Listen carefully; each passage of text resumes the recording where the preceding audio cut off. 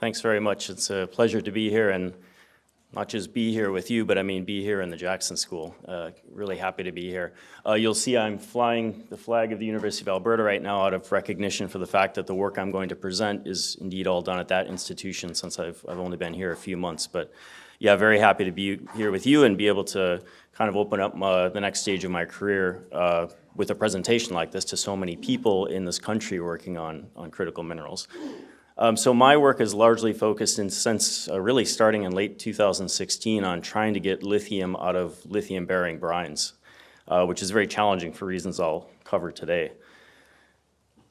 Just to set the background for those of you who might not be working in lithium specifically, as I suspect most people know generally, there's a supply gap of critical minerals, including lithium. So we're at about parity right now, more or less, if you look at the various sources. So there's operational supply. The blue bands are various levels of probability of other supplies coming online. But suffice it to say, most people would not argue with the projection that by 2040 we'll be severely short of lithium if we do not look at new sources. So certainly some of that can be filled by hard rock mining, by clays, by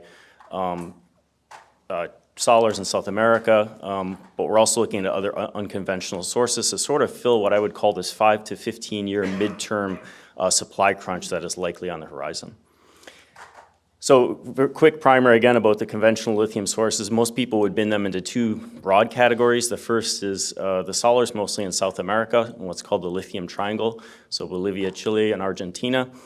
And these contain fairly shallow brines. They're in volcanic terrains, right, in very arid climates that can contain many hundreds up to 2,000 to 3,000 ppm lithium. And so essentially sequential evaporation, the addition of reagents for selective precipitation allow you to, over the course of 6 to 18 months, concentrate this into, lithium concentrate that then is amenable to things like precipitation of lithium carbonate or electrolysis to produce lithium hydroxide, which are the two salts that are typically sent off to market. Yeah, it's cheap and lazy, so you get 40 to 60% recovery, but you can afford to do that because you're producing lithium at $2,500, $3,000 a ton. But it does take a long time, and you can see in the picture there, this is an example in Chile, but it has a huge environmental footprint, and it draws in water from the surrounding terrain as well. So although there's not, large populations in these areas, one shouldn't forget that there are actually indigenous populations that live around these mine sites, and so it does have impacts. The other one, sort of more on the traditional economic geology side, would be hard rock mining, primarily from granitic pegmatites. Those in Western Australia are some of the best in the world. If you're lucky, you can get up to single-digit percentages of lithium in these, so they're extremely rich resources. Big CO2 footprint, a lot of that's associated with the initial physical crushing of the rock so that it's amenable to sulfuric acid recovery of the lithium. And then there again, you get these concentrates that tend to be about 20,000 ppm. In the case of Australia, most of those are sent off to China for further processing. So yeah, again, soil and water degradation associated with open pit mines that many of us are familiar with. One of the sources, as Jeff alluded to, is these lithium and sedimentary brines. So there's brines around the world. These are sort of a picture of the various brines. Unfortunately, this diagram out of Zhuan Wang conflates solar brines, which are sort of shallow brines, with deep sedimentary basinal brines. But in any case, it's useful to look at this in terms of reserves, in terms of millions of tons. So in the US, there's, and in Canada, there's a significant, almost 10 million tons of lithium in place that's been identified. Possibly more now. And the question that the upside of these particular brines is a lot of them are coincident in areas in which oil and gas development has happened.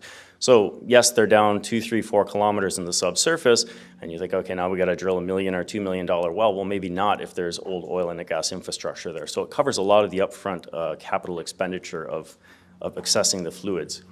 And again, the problem is, yes, they have lithium, but we often call them low lithium bearing brines because you're looking at brines that have maybe tens to, if you're really lucky, like in the Smackover Formation nearby here, in Saskatchewan, you maybe have 200, 300, 400, 500 ppm lithium. So it's challenging. You're trying to recover, say, a couple hundred ppm lithium in a brine that might be 200,000 ppm. So sort of a needle in a haystack problem. So just a picture out of a paper where we kind of surveyed all oil and gas wells in North America, separating them by conventional and hydraulically fractured. Basically looking at, we were worried about the environmental impacts of the produced water and quantifying that. But what we found out in this study is there's a huge lack of lithium data, and I know a lot of folks are trying to solve that data now by collecting fluids and analyzing lithium. But to suffice it to say, there are a lot of holes in the ground wherein we might be able to pull fluids that contain substantial lithium. What I'm going to talk about today in the time that I have is direct lithium extraction. And that process, there's many different types of direct lithium extraction. I want to focus, just so my story has a little bit of, it's a bit quantitative, or I guess has some detail to it. I'm going to talk about solid phase extraction, which I think is the most promising one. And I'll talk about one particular sorbent in a bit here. But generally in direct lithium extraction, you have a source of brine. So again, that could be existing oil and gas infrastructure, a geothermal well. You could be purpose drilling a well. There's a couple companies that are trying to do that, E3 Lithium in Calgary up in Alberta, for example. It could be a waste product. So the solars, I said, are inefficient. There's actually fluids that come out of that process where they contain lithium that might, well, it's a low concentration for a solar process, might be relatively high for direct lithium extraction. But suffice it to say, you put that into a process where essentially there's some sort of a phase that can very selectively remove lithium from solution while leaving everything else in the solution itself. You do that recovery, you take the brine or whatever, the fluid that contained the lithium, you throw it away, so it's the lithium-free fluid. Then you have this sorbent that has the lithium in it, and typically what you do is you would add an acid in many of these cases to basically kick the lithium back out of the sorbent. And so in order to concentrate it, what you do is you add a far smaller volume of weak acid than the brine from which you extracted it. So you get not only a purified solution, but one that's has a far higher lithium concentration. And there may be some downstream cleaning up of that needs to be done, but you're much closer to that fluid that, again, is amenable to carbonate precipitation or lithium hydroxide production. So if you understand that, you kind of understand the process. So just some upfront challenges. I normally don't do this since I have a little more time. You know, there's a lot of papers and the literature, I would say, and it's great to have basic science on materials that might work, but you see like these antimony doped, composite, blah, blah, blah. It's like, okay, yeah, we're not producing this at this, metric ton per day scale that would be needed in a commercial process. So when we went into this, we immediately thought, okay, the materials to make these sorbents have to be easy to source, they have to be environmentally sustainable, they have to be recyclable, ideally. So maybe if we're using titanium or manganese, which I'll talk about today, the ability to collect that material back and make new sorbents, pretty important. There's a chemical loss issue, which is what I'm going to focus on today and what's been really the focus of what my group's been doing for the past 5 to 7 years. So that needs to be worked on. A lot of the particles when we do solid phase stuff are microparticles or nanoparticles, so you need to find binders that don't impact the kinetics of lithium uptake or delithiation. And again, that scalable thing. We can't have materials that are very expensive to manufacture, are toxic, all those sorts of things. And there's an investment piece, I would say, in the real world. So investors want to see these pilot demonstrations as soon as possible, which puts pressure on companies to adopt technologies that are readily available, understandably, but ones that don't work well, ones that would never be economic. So we see a lot of DLE flops. There's a pretty spectacular one, I would say, in the Salton Sea area, we won't talk about today. But again, I think solving this problem with the DLE material, I don't mean to say that looking at ways to prospect for lithium and brines is not important. The geological side of things, it certainly is. But we've got plenty of brines that have high concentrations of lithium in significant volumes. The reason they're not being produced in many cases is that there's not the technology to get the lithium out, and that's what I've been trying to work on. So I'm just going to talk about one story that's the one we've worked on the most. We've worked on a lot of different sorbents, not only solid phase, but also organic liquids and aluminum gels. But I want to talk about LMO. So these are lithium manganese oxides of the spinel structure, so they're basically synthetic minerals. And the ones we produce are constructed entirely, hopefully, we try to make them entirely out of manganese 4. The upside, before I forget to say it, is that when you put manganese 4 in water, it's very insoluble. So we don't have just natural dissolution of the sorbent in the fluid, which is important if you're going to use the sorbent over and over. So, word on the streets kind of, you need to be able to reuse these things 100, 200, 500 times, depending on where you are, in order for such a process like this, a synthetic mineral, to be feasible. And these end up being very highly selective to lithium. it ends up, just maybe out of luck, that the only thing that can fit into the ion exchange site, so these are materials that have sites inside the mineral that undergo ion exchange, the only thing that essentially go into those sites are lithium, and when we manufacture the sorbent, when we calcine the sorbent, we manufacture it in the presence of lithium, so we create ion exchange sites that are exactly the size of the ionic radius of lithium, and protons, which are smaller. So in other words, what you can do, and I'll show a diagram here in a bit, or it's on the right there, you can kind of raster back and forth between, now it's lithiated, so maybe you're recovering lithium from a brine, you want to get that lithium out, you switch the pH to mildly acidic, and the protons go and kick that lithium back into the acid. Then it's protonated, then you stick it into the brine again, you make it a little more alkaline, the lithium goes back, and so you can go back and forth maybe hundreds of times using the sorbent. That's the idea. And so it's not only the ionic radius, by the way, because some of the chemists might be saying, no, there's other stuff that's smaller than lithium. It's also the hydration energy. So divalent cations, for example, have a much higher dehydration energy. So it's actually difficult for those things, those divalent cations, to get into the ion exchange sites, just to be totally, otherwise somebody's going to ask me about that. So here's a typical boring, picked it because it's not special brine. This one happens to be from British Columbia. So it's super high concentration, 240,000 ppm, and it's got this dusting of lithium, 55 ppm. So we thought, let's work with something that's totally unremarkable. If we can get this to work for a brine like the one I'm showing here, maybe there's hope for, like Smackover brine where you've got hundreds of ppm. Certainly would have worked there. And when we exposed it to these natural brines, there was a few problems that came up. So I want to kind of talk through the things that one would be thinking about if you were trying to develop a solid phase extraction technology for example, lithium. Here we're looking at some cycle testing for the first 5 cycles of this LMO. And what we see is if we don't treat the fluid at all, that's the purple bars there, we recover in the first cycle about 17 milligrams per gram, which is quite good for these sorbents. They're have a high loading capacity. But by cycles 2 and 3, we only get 2 milligrams of lithium per gram of sorbent and then nothing afterwards. And so we started thinking, okay, problem number 1 is a lot of oil field brines have organic liquids in them, DOC or even free phase hydrocarbons, right? And these are probably coating the sorbents. So we tried centrifuging the fluid. You can see that it improved things, but again, by cycle 5 in the green there, you've lost most of the uptake capacity. And then we did surfactant washing actually with Triton, and then, okay, you lose a bit after the first cycle in the blue bars there, but then you stabilize it about 12, 13 milligrams per gram. So problem number 1 to think about, okay, there might be coating. Ballpark, you need to get the organic, of course it depends on the nature of the organics, but if the DOC is less than about 10 parts per million, then these processes tend to be sustainable. So, either there's going to have to be some washing of the sorbent or the brine is going to need to be treated up front for organics if it contains them.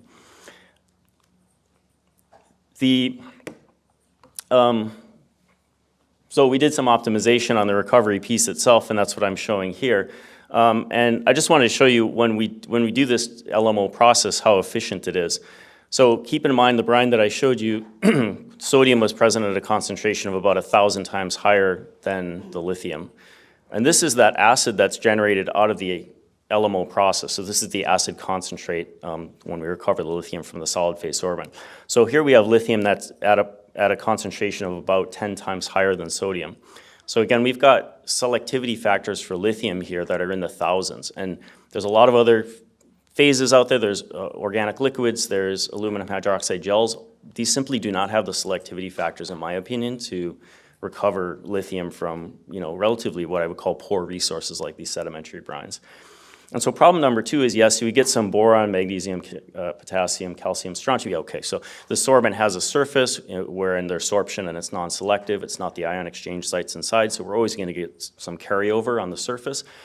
But that manganese is not mostly coming from the brine, of course. It's coming from the degradation of the sorbent. And this, in a nutshell, is what we're trying to inhibit if we're to use these LMO sorbents. Which, by the way, why not use something else?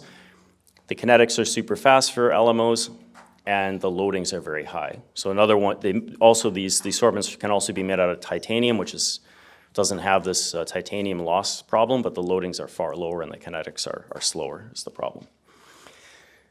So we looked at the problem. We thought, again, maybe it's not only organics coating, or it's well known that, for example, in soils that organic carbon can reduce manganese, and so we thought maybe this is a manganese reduction problem. And I'll just point you to the top there on the left, the green and the yellow. So we tested this sorbent made completely of manganese 4 in 2 fluids, the real brine and a synthetic brine that we made in the lab that has all the same inorganic constituents, so it's 242,000 ppm, but it doesn't contain any of the organics. So the only difference between the synthetic fluid and the real fluid is the organics that are present in the real fluid. And what you can see is if you cycle that through, you can see on the bottom there's 3 steps there: protonated, lithium loaded, and desorbed. So protonated is the sorbent sitting there ready to do something as manufactured, and on the left there is the oxidation state. So you can see, yes, it's at +4 primarily, which is great. That's what we intended. You stick it in the brine, which is the lithium loaded step, and in the synthetic brine, which is in green there, there's no change in the oxidation state. In the real fluid, however, it goes down to about 3.75. When you put it in the acid, which is the last step, what happens is you then desorb that reduced manganese, and so in the yellow there you bounce up to about +4 again. So this in a nutshell is what we call reductive dissolution. And when the sorbent is in the brine, we get manganese reduction to manganese 3. When you put manganese 3 into an acidic environment, which is the one, again, we're using to recover the lithium in that last step, you get disproportionation of manganese to manganese 4 and 2, and that 2 is lost into solution. It's very soluble. So yeah, the sorbent bounces back up to 4 because we've lost the reduced manganese, but you see it in that solution chemistry that I showed you before. So we've got to stop this reductive, the licking of the lollipop every single time we put this in a brine, basically, right? Or we're going to lose a lot of sorbent. I know we just kind of went a bit off the deep. We did X-ray absorption spectroscopy too, which I'm not going to show, but suffice it to say, you can see green is the good stuff. That's one of those LMO nanoparticles. Red is the bad stuff, the manganese 3, and it is happening at the margins of the crystal. So this is definitely primarily a reaction with organics in the solution. So yeah, how do we inhibit that was the question. That's the key problem. Just maybe a quick note also, there's actually in these sorts of materials, there's also inherent manganese reduction even in the synthetic brine. So you notice it wasn't 0 in the synthetic brine. As a physical chemistry detail, that's due to what's called the Jahn-Teller effect. So you get this distortion during lithiation and delithiation of the MnO6 octahedra. Long story short, that induces just a little bit of manganese reduction. So no matter what you do, if you're lithiating and protonating the sorbent back and forth, you're going to get 0.1, 0.2, 0.3, 0.5% loss. That's okay. What we want to stop is this loss that's, 3, 4, 5% per cycle. So there's papers kind of each, there's just a couple slides in each one and then I'll stop for today, but we thought first, well, what about just physically separating the organics in solution? By the way, H2S, hydrogen sulfide can also do the same thing, but why not separate the bad stuff in solution from the LMO itself, the material that's doing the work here? And so what we did is put a nanoscale coating of zirconium oxide on the outside of the LMO. Makes the sorbent a little bit more complicated, but this zirconia coating is not expensive. It's fairly easy to do, so we started with that. You see the surface area goes down a little bit naturally as we bind the particles together, but also now the particles become more macroscopic, so that solves one of the problems of dealing with the nanoparticles, so another side benefit. And why zirconium oxide? Well, there's a good paper from a couple years ago and other evidence. Basically, zirconium oxide permits lithium and protons and actually other stuff, but not the large organic molecules from contacting with the LMO inside. So it still has channels through which lithium and protons can get to the sorbent. So we did some synthesis. You can see on the left side the bare sorbent that we've been talking about all along. On the right-hand side, in this transmission electron microscopy image, there's the zirconium coating. It's a little bumpy. We're working on smoothing that out, maybe with some material scientists. But what I want to show you is the result here. And colors changed here, but the first thing to say is that the lithium uptake, which is the yellow bars there between the bare one on the left-hand side and the coated one on the right-hand side, is essentially the same, slightly less. But what you see in the blue there, that line that's sort of connected, probably shouldn't be, but the manganese loss goes down by half due to this coating. So in other words, simply by coating it with zirconium oxide, we've doubled the lifetime of the sorbent. Does manganese 3, the bad stuff, still form? Sorry, now it's purple. Yes, on the left, same as we saw before in red. On the right, you still got formation at the margins of the crystal, so clearly we're not doing a complete job in the coating. The coating might be a bit spotty, but again, working on improving this coating, we might even get bigger returns. So this we're pretty excited about. Published this in Chemical Communications a month or two ago.